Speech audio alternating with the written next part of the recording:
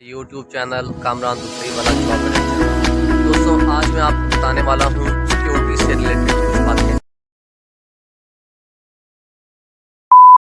28 करोड़ सालों तक डायनासोर ने धरती पर राज किया, लेकिन फिर एक ऐसी रात आई जिसने उनका मुकम्मल तौर पर धरती से सफाया कर दिया। आज हम बात करेंगे उन आखिरी 24 घंटों की जिसमें सब कुछ नॉर्मल लग रहा था, लेकिन मौत डायनासोर्स की तरफ बढ़ रही। ये सब शुरू हुआ था एक आम दिन से, जिसमें ट्राइनोमोसोरस रेक्स अर्थ पर अपना शिकार ढूंढ रहे। ट्राइसेराटॉप्स घासों में चर रहा था और स्काई में प्रेटोरासोरस उड़ान भर रहे थे। सब कुछ बिल्कुल शांत चल रहा।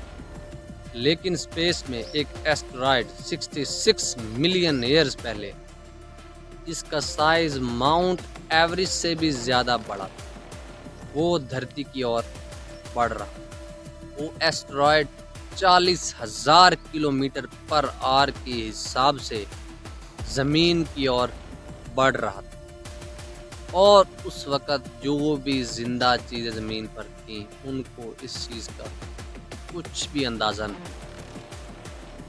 चिक्कजुलु इम्पैक्टर इस एस्टेरॉयड का नाम रखा साइंटिस्ट। अब सिर्फ 6 घंटे बाकी हैं और स्काई में एक रोशनी नज़र आ रही है, बिल्कुल शूटिंग स्टार की। लेकिन ये कोई शूटिंग स्टार नहीं है दोस्तों, ये है डायनासोर्स की मौत का एक लेटर, जो आसमान से नीचे की तरफ आ रहा है, जो कि आसमान से ज़मीन पर गिरने वाला। ये एस्टेरॉयड ज़मीन के एटमॉस्फेयर में इंटर करता है तो इतनी एनर्जी रिलीज होती है कि हवा जलने लगती। लेकिन अब तक फिर भी सब कुछ डायनासोर्स के लिए नॉर्मल चल रहा है। फिर कुछ ऐसा होता है जो इस प्लैनेट ने इससे पहले कभी नहीं देखा। एस्टेरॉयड मैक्सिको के गल्फ के पास युकटन पेनिनसुला में जाकर टकराता है।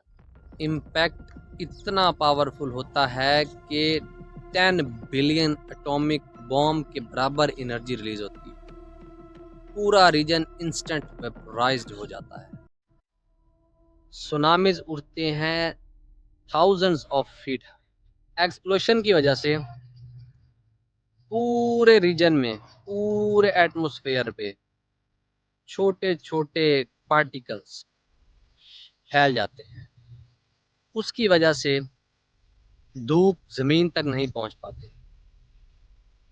बहुत ज़्यादा ठंड हो जाती है, एकदम फ्रीज, और फोटोसाइंथेसिस का अमल भी 75% रुक जाता है। इसकी वजह से 75% जो वहाँ पे जानदार थे उस दौर एक्सटिंक्ट हो जाते।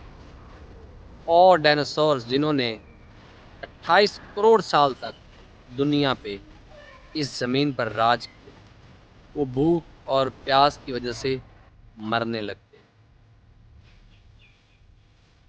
सिर्फ मैमल्स और बर्ड्स ही बचते इसके दौरान, और ये ही बर्ड्स और वो मैमल्स हैं हमारे एंसेस्टर्स, जिनसे इंसान बने हैं, क्योंकि डायनासोर्स ख़त्म हो चुके थे। उसके बाद ये बर्ड्स और मैमल्स बचे। साइंटिस्ट का कहना है कि यही वो बर्ड्स हैं जो कि डायनासोर्स की बाकियात में से हैं, डायनासोर्स के ही ख़ानदान से हैं, जो आज हमें आसमान में उड़ते नज़र आते हैं। दोस्तों साइंटिस्ट का मानना है कि आज भी अगर कोई एस्टेरॉयड दोबारा से उसी साइज़ का ज़मीन के साथ टकराता है तो ह्यूमैनिटी भी हमेशा के लिए ख़त्म हो सकती। इसीलिए नासा बार बार स्पेस में मिशंस लॉन्च करता रहता है, ताकि इस तरह के जो ख़तरात हैं उन्हें पहले ही भांपा जा सके या उनसे लड़ने की तैयारी की जा सके। अगर आपको वीडियो अच्छी लगी हो चैनल को लाइक कर दें, सब्सक्राइब कर दें। अगर आप कुछ और डायनासोर से रिलेटेड जानना चाहते हैं तो कमेंट बॉक्स आपका है, आप उसमें लिखिए और मैं उस पर वीडियो बना दूँ। मिलते हैं नेक्स्ट वीडियो में। अल्लाह हाफ़िज़।